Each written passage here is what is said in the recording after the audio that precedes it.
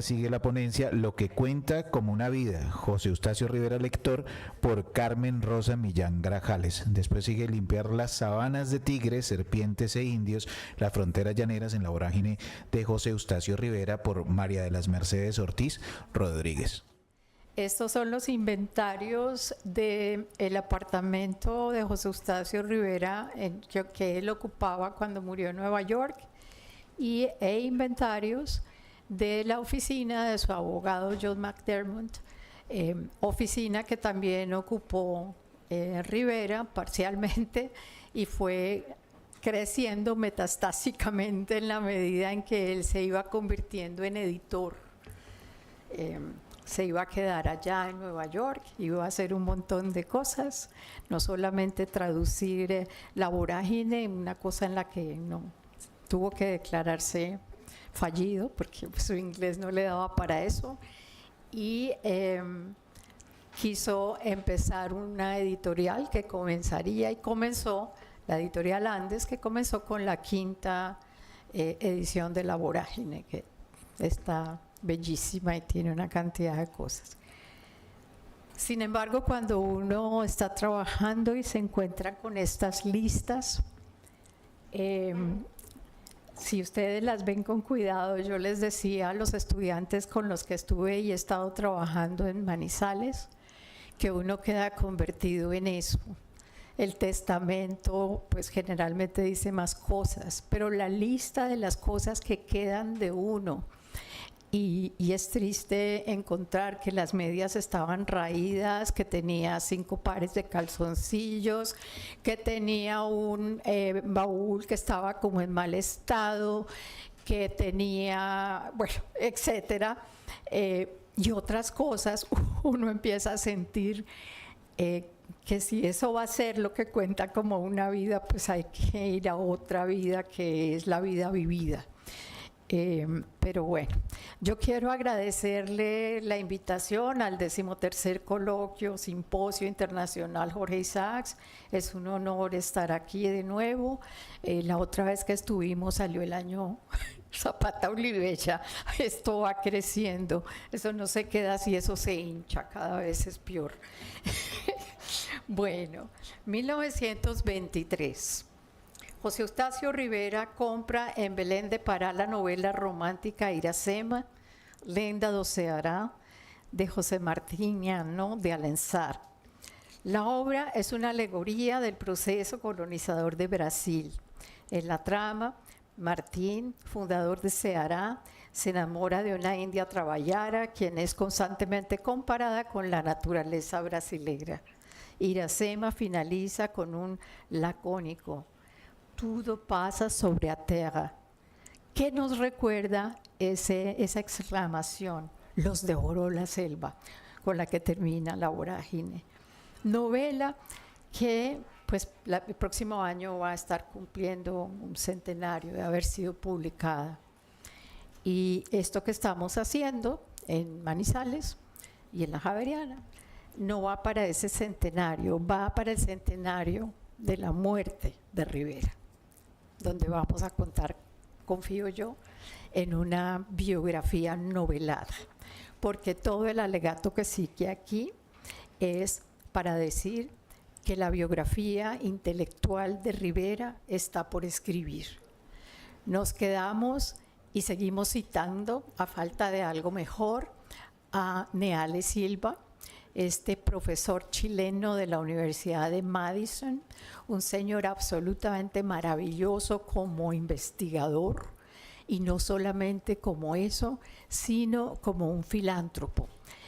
Deja su novela, bueno, yo digo novela, su biografía de José Eustacio Rivera, hecha en la tradición anglosajona de entrevistas, papeles y demás, y manifiesta que Rivera era un personaje maravilloso, pero que no leía, que no era lector. Esa primera cosa fue la que me llamó la atención. Esa cosa fue repetida una y otra vez por quienes citan esa biografía, incluyendo a Montserrat Ordóñez, que cita a Neale Silva. Yo encontré esta me la encontraron, no fue que yo la encontré, me la encontraron, y cuando encontré la primera parte de esa biblioteca de José Eustacio Rivera, lo primero que se me ocurrió fue correr a donde Montserrat y decirle, mire esto. Montserrat se nos estaba muriendo y no, me tocó leer la ponencia llorando, medio llorando, en Urbana Champaign, como me recordó Cristo que ha vivido en la prehistoria, cuando Miguel Rocho era nuestro estudiante y quería hacer su tesis y encaminar su vida intelectual a trabajar con las comunidades indígenas y hacer lo que está haciendo maravillosamente. Entonces, Rivera lector, Rivera que necesita una biografía, Rivera que adora los libros, tiene huellas lectoras por todos los libros, Rivera que los marca de lado a lado como si alguien se los fuera a llevar con esa belleza de caligrafía, Rivera que tiene el atlas más hermoso que ustedes se puedan imaginar, regalado por reyes, y pone de mano, lo recibió de mano de su autor. Rivera que lee a Hafiz, que adora la poesía árabe, que lee en un libro de esos que salían antes, que eran una especie de miscelánea de poesía que encontramos en su biblioteca, en una parte de su biblioteca, que tiene dos partes: poesía cubana intocada, como decimos en editoriales, intonso, toca sacar el puñal para abrirles las hojas, y la parte de poesía de Hafiz, leída, revisada, repasada y glosada. Hafiz se detiene en el oído de la amada y empieza a hablar del lóbulo de la amada y tal. Y él después pone con lapicito, le colgaría una bella perla de no sé dónde a esa oreja, ¿no? Así. Él anota su presencia de lector en cada una de las cosas que hemos podido identificar en la biblioteca, primera parte de la biblioteca que se encuentra en la Pontificia Universidad Javeriana, en la biblioteca de Mario Valenzuela, en la biblioteca Filosofía y Teología, una belleza. 106 libros con las huellas lectoras de José Eustacio Rivera.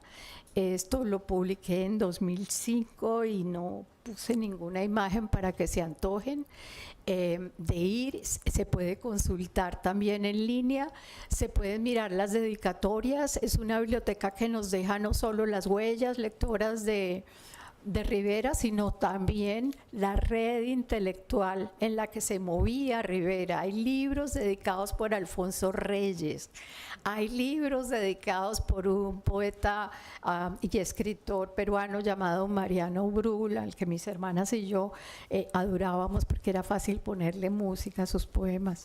El niño y la luna juegan un juego que nadie ve, se ven sin mirarse, hablan lenguas de pura mudez. Quién se dice, quién se calla, quién cuenta 1, 2 y 3, y quién 3, 2, 1, y vuelve a empezar después. Eso le fascinaba a él y a mí también. Todavía desde los 7 años me emociono, me emociono con eso que cantábamos nosotras. Hay una cantidad de cosas maravillosas, de amigos que le dedican sus libros al gran intelectual colombiano, y hay un corazón, el corazón de novelas de la selva, recibidas de sus autores en su idioma, en portugués. Hay residuos de conversaciones. Hay un libro que recibe de un prelado, para no decir seguir diciendo curas porque me da pena, de un prelado, y dice la anotación: a orillas del Río Negro, en lembranza de nuestra palestra, en recuerdo de la conversación que yo tuve con José Eustacio Rivera, y le regala una obra de una de las novelas de la selva, Infierno Verde.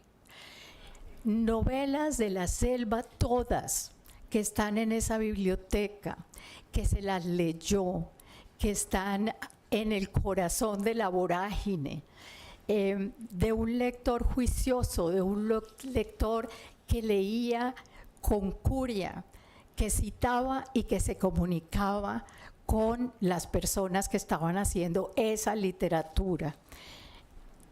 Yo no quiero adelantarles mucho, pueden mirarlas, pero por ejemplo, hay una que a mí me encanta.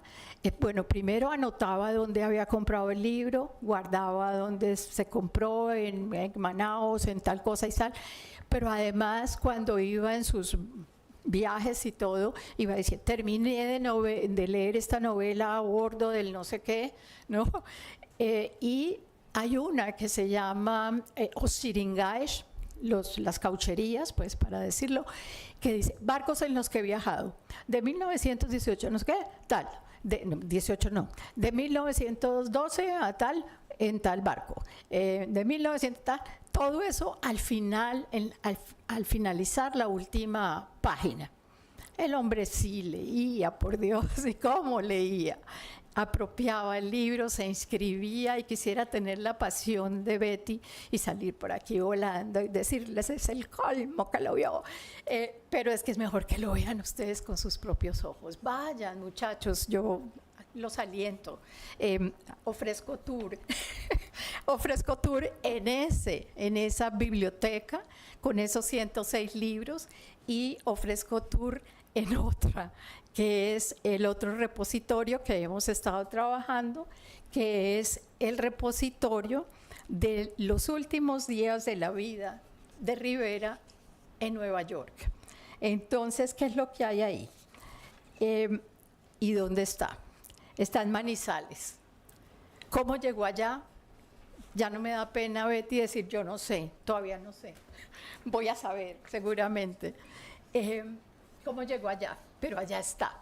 Les digo, está el asiento que tenía Rivera en Nueva York cuando resolvió montar una editorial y los vecinos del apartamento donde vivía muy cerca del Museo de Historia Natural se quejaron porque se suponía que eso era para vivir y no para tener un negocio. Y vivía timbrando la gente y entraban cajas y salían cajas y todo eso. Entonces hay un papelito allí en este repositorio de información de ese tiempo de Rivera, Nueva York, que dice que le dicen a él, señor Rivera, necesitamos que nos diga para qué fue que nos contrató, esto es vivienda, y si ustedes siguen esas, pues le va a tocar irse. Entonces Rivera manda eso para defenderse con su abogado, porque pues él puede hacer en su casa lo que él quiera, y le toca moderarse y entonces le pasa el trasteo al abogado. Es por eso que quedan muchas cosas allá. Entonces, esto está en Manizales, en la Biblioteca Salmona de la Universidad de Caldas, está parcialmente digitalizado, pero háganme el favor, no se vayan a atener a la digitalización. Hay que gozar de la materialidad de un archivo así. Yo tengo la teoría de que la persona, esta no es teoría de certeza, de que la persona que hizo toda la recopilación de toda esta memorabilia fue el gran amigo de Rivera de esos meses neoyorquinos, que se llamaba, él le decía Velascoco, y él, a la muerte de Rivera, lo que hace es cerrar el apartamento y pedirle al Consulado de Colombia que vaya y haga el inventario de ese apartamento. Y el abogado también dice, vengan y hagan el inventario acá en la oficina, que me puso acá en la mía. Vengan, hagan ese inventario, porque resulta que Rivera pues era muy dado a tener reuniones y tal, y sus amigos entraban por las noches y sacaban los libros y los desacomodaban, y él los ponía inmediatamente donde estaban. Pero cuando él se enferma, los amigos van a ese apartamento a preguntar que él cómo sigue, qué tal, y no sé qué, y se van llevando cositas. Entonces, pues se cierra el apartamento, se hace el inventario, y eso es lo que tenemos de lo que cuenta como una vida, lo que queda ahí. ¿Qué libros hay acá? no están los que están en la Javeriana. ¿Qué libros hay acá? Hay una cantidad de libros, métodos de aprender inglés, pues porque cuando él se enfrenta a la realidad de que el inglés no le alcanza, ¿no? Empieza a trabajar, a comprarse diccionarios, a hacer ejercicios de conjugación y no sé qué. Y finalmente decide poner un aviso en el periódico, en el Times, diciendo: ofrezco clases de español a quien me garantice que me puede enseñar inglés. Y entonces hace muchas entrevistas para aprender inglés con alguien y él intercambiando enseñar español, y nadie le convence y terminan Velasco y él contratando a una señorita que pues supuestamente le va a enseñar inglés, pero lo que mejor les parece a ellos es que tiene carro y entonces pueden salir a pasear por ahí, pero del inglés nada. Finalmente Rivera contrata a un traductor profesional, un académico, que finalmente va a ser el traductor de La Vorágine al inglés, que había la ilusión de que Hollywood iba a hacer la película de La Vorágine y demás. Ese traductor es un profesor que se cartea con Mariátegui, que tiene una revista, que es una persona del mundo intelectual, de los académicos del momento. Es una persona que le llega a través del mundo académico, del circuito académico, de este hombre que fue un intelectual, un colombiano en Nueva York, que se la gozó toda, que iba, de hecho su amigo Velasco le consiguió este apartamento cerca del Museo de Historia Natural, porque él tenía...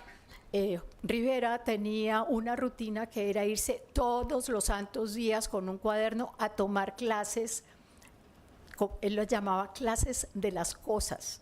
Se iba a ver exposición que había o una tras otra y le hacía libreto, le hacía anotaciones. Todo eso está en los inventarios de esos cuadernos. Fugadito de uno de esos cuadernos está un programa de o libreto, no sé cómo se le dirá ahora, porque los programas de mano desaparecieron y a uno le toca pasar ahí un código QR y nada. ¿Cómo? Heraldo. ¿Un qué? Heraldo. Nada, no. Bueno, tiene en la Javeriana existe uno de esos cuadernos que es como una especie de catálogo de la exposición Las Edades del Hombre, marcado de lado a lado, José Eustacio Rivera en Nueva York el día tal y no sé qué dice cuándo, y ese está escapadito en la Javeriana. ¿Cuál otro hay escapadito en la Javeriana? Uno que se llama Tambo, que es una novela que le regala su autor a Rivera a los 3 o 4 días de estar instalado él ya en su apartamento, con una dedicatoria bellísima. El libro es hermoso, tiene mapas, está encuadernado en algodón, y Rivera, que se proyectaba como editor de su novela, como a él le gustaría y todo eso, pues ve un modelo de lo que se podía hacer en Estados Unidos, en Nueva York, con su vorágine, y trabaja incansablemente para que regresen los mapas a la 5ª edición de La Vorágine, que es la que él está preparando, y que regresen una cantidad de cosas. Y la imprime en Nueva York, en Mayans, una casa editorial bien importante. Entonces, en realidad, la invitación para ustedes es a trabajar en los archivos de Rivera, que se abren de una manera fantástica cuando uno hipotetiza que Rivera viajó con todos los libros de la selva a Nueva York, sobre todo porque estaba pensando en la traducción, sobre todo porque todavía tenía la ansiedad de defenderse de esas acusaciones venidas de una cantidad de personas que tenían más bien horizontes políticos y querían acabar con él, que decían que él nunca había ido al Amazonas, que él no tenía ni idea de nada de eso, que lo que decía era carreta.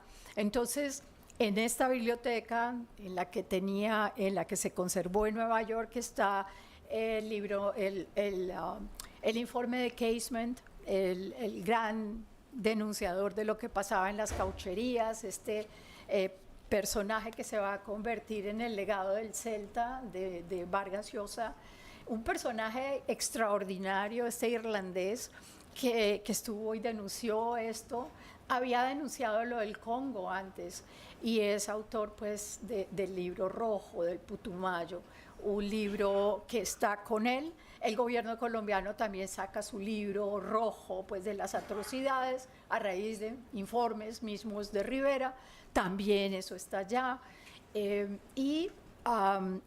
corpus entonces entre estos inventarios y lo que hay en la Javeriana, esos 106 libros, es una unidad de pensamiento de un intelectual absolutamente integral, de una persona que se entusiasmó con su tema, que quiso darlo a conocer, que nos ofrece una entrada a ese horizonte humano. Llamó Neale Silva a su biografía de Rivera, para la cual pudo pues hacer entrevistas de gente que había sido del entorno de Rivera en Nueva York y vino a Colombia para hablar con las hermanas de Rivera que todavía vivían y pudo hacer una cantidad de cosas, pero nunca encontró al Rivera lector y nos dejó con ese dictum ahí que Rivera no leía.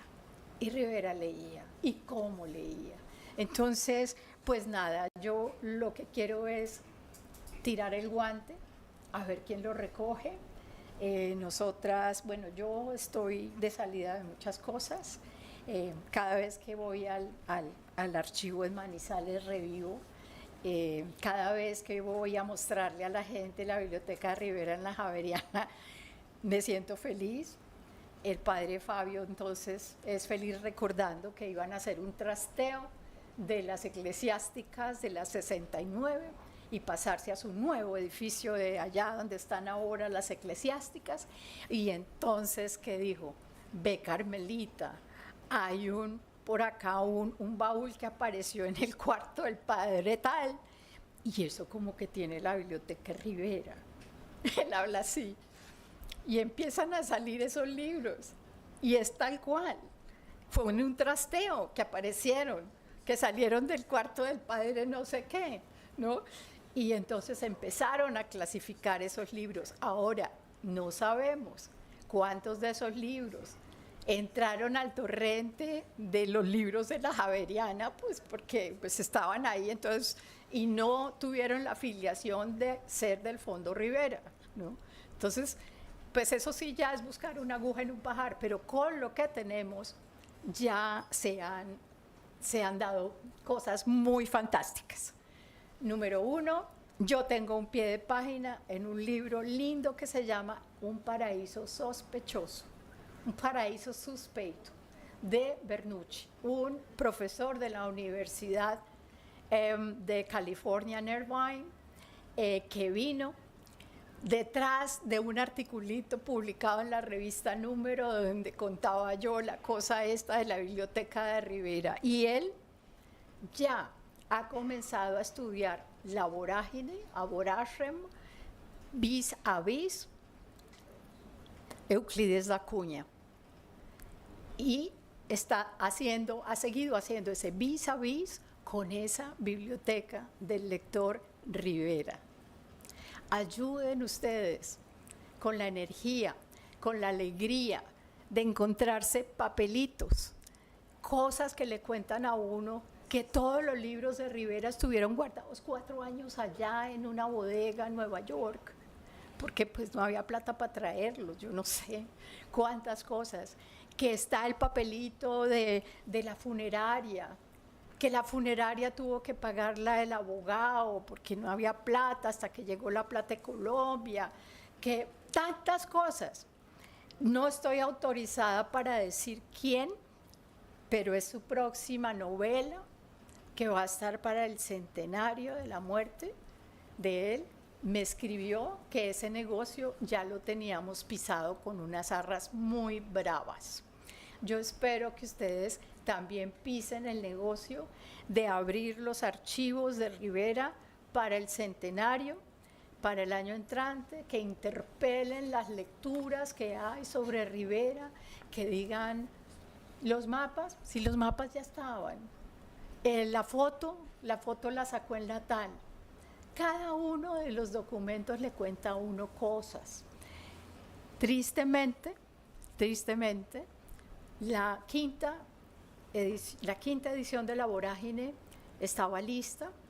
En el momento en que Rivera murió, alistó 5 ejemplares que sacó. 3 le entregó a un piloto que iba a hacer el vuelo Nueva York-Bogotá. Y Rivera fue a despedirlo y el discurso de despedida a ese piloto está en este archivo de Manizales, corregido a mano por él y todo. De esa despedida salió muy enfermo a su habitación de hotel, de ahí arrastrándose llegó a su cuarto de su apartamento y de ahí al hospital. Y envió para Colombia 3 ejemplares de esa quinta edición, 3. Uno para la Biblioteca Nacional, no está. Otro para el presidente Abadía Méndez, que bueno, tampoco no sabemos dónde está. Y Velasco se quedó con uno. Lo conservan allá en Manizales, allá está. Y Velasco anota, este ejemplar me lo dio José Eustacio Rivera ya en su cama moribundo y no sé qué dice. Bueno, yo tengo una teoría sobre Velasco y las relaciones con Rivera. Se iban a ir para el África, habían comprado escopetas, habían comprado el uniforme, estaban listos para irse. Todo eso lo tenían y aparece en el inventario del abogado McDermott. Muchachos, chicas, úntense de archivo, es la cosa más fascinante que hay. Muchas gracias.